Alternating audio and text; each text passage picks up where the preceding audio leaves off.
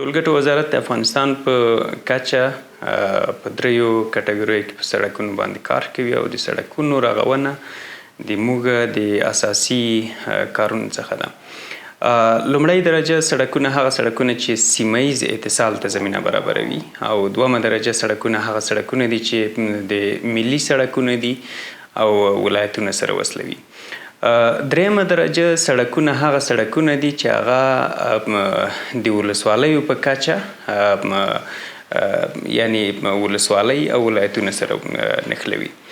په 1999 مالی کال کې ټولګټو وزارت ټال 249 کیلومتره سړک د افغانستان په بېلابېلو ولایتونو کې جوړ کړی و چې موږ یې ریپورټ هم په څه موده وړاندې کړ او په دې 249 کیلومتره البته 241 کیلومتره سړک کې ټول اسفالت شوی یا قیر شوی سړک دی. ترڅنګ موږ 99 کیلومتره جغلي سړک جوړ کړی و او همداشان 1400 تقریبا 1400 کیلومتره پلونه جوړ شوي وو چې دا د افغانستان په ګوټ کې په بېلابېلو ولایتونو کې وو او په 1999 مالي کال کې. په اوس وخت کې موږ ټال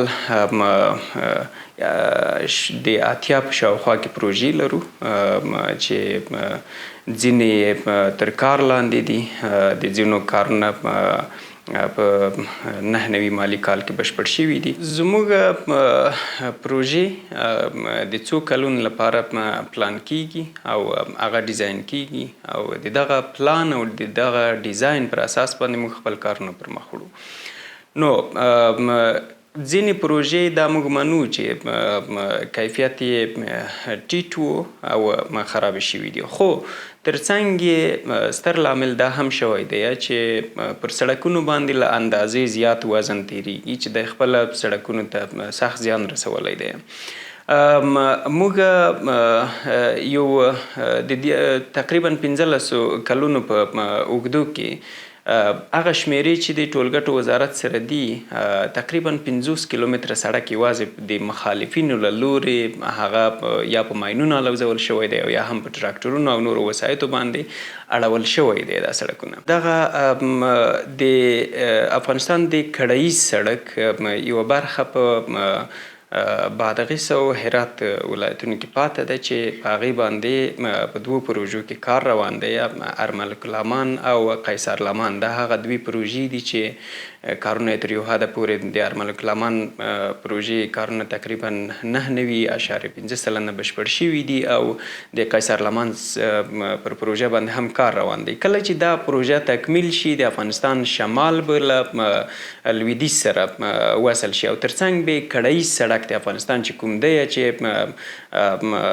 له کابل پیل بیرته تر کابل پورې را رسیږي دا سړک هم تکمیلیږي.